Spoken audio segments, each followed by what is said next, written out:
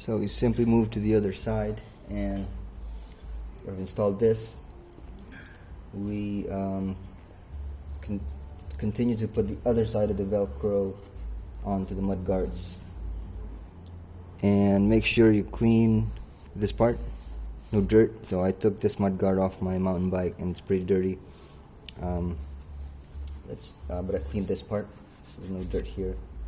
And I think it's okay to install a bigger area. Install the Velcros on a larger, wider area, so we'll have some flexibility. Okay, let's see if it works.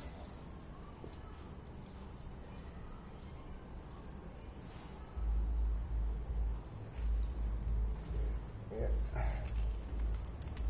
See if it disrupts the wheels.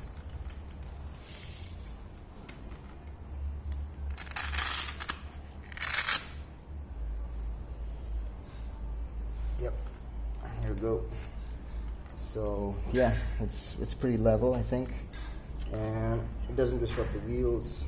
These are big Rocket Run tires, 2.25. So yeah, if whenever it rains, I just put these on, and when I want to fold the bike, I just take it off easily and then fold it. Thanks for watching.